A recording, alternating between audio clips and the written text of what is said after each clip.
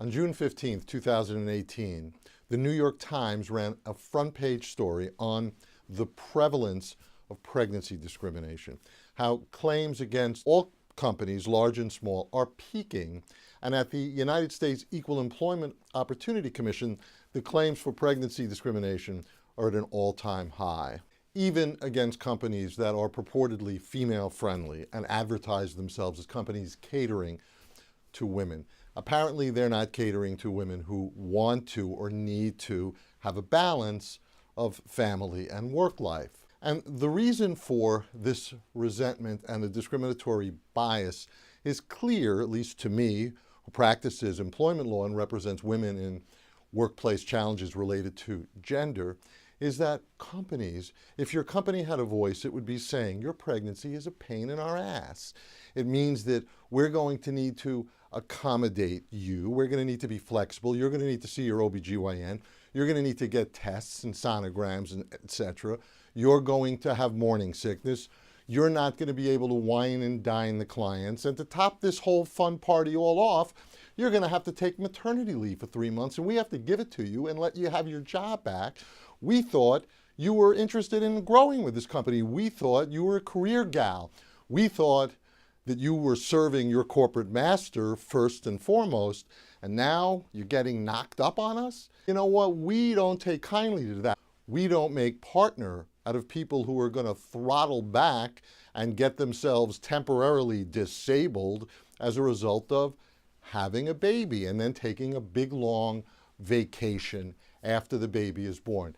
While companies actually don't usually say things as flagrant as that, that's in effect what the corporate entity is experiencing, and the actual human beings that administer your company often act out on those impulses, and that's why the claims are at an all-time high. But here's what you have to know. Even though right now it seems in this country that things are going sort of way to the right and so conservative, the fact is that the trend is toward protecting pregnant women in the workplace, unquestionably.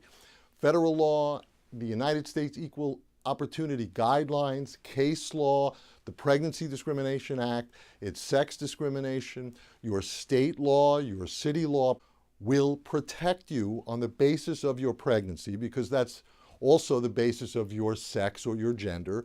And it's also related to disability or perceived disability, when your company sees you as less than fully capable because you're pregnant, and that's illegal.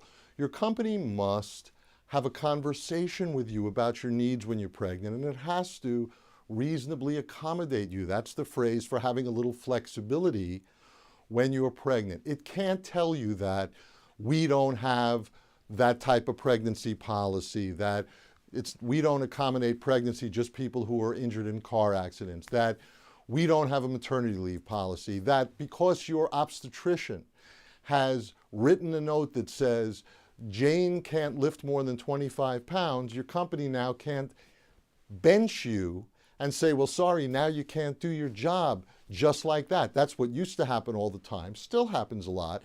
But here's what you have to know. Here's the key, is that you have to document all of this. You have to give your company the opportunity to do the right thing, to accommodate you, to know that you're pregnant first, so put that in writing.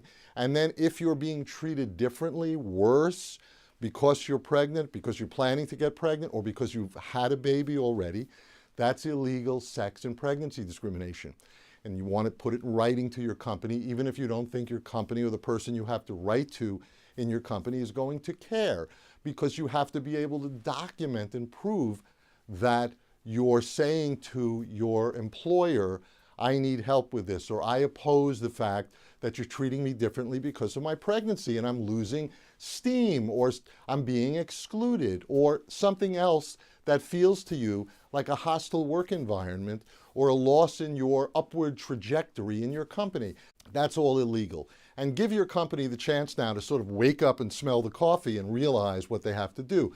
Because then if they don't do the right thing, or if things get worse, you'll be in a better position to command a severance package, to teach your employer a lesson, so the next woman who comes after you in this workplace might be dealing with a more awake, progressive employer that now understands what it must do in response to pregnancy, that it needs to walk the talk in terms of family values and supporting women in the workplace. So remember, document everything, put it in writing, even if it's just an email to human resources or to benefits or to your boss, saying what's going on in terms of your pregnancy and how you're being treated and what you need in order to balance your pregnancy and any medical challenges related to it, or maternity leave, or lactation, expressing milk when you get back from maternity leave.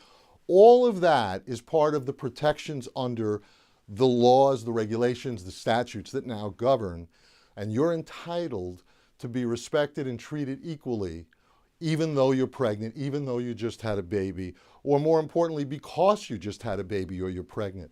You're protected. Just make sure to put it in writing.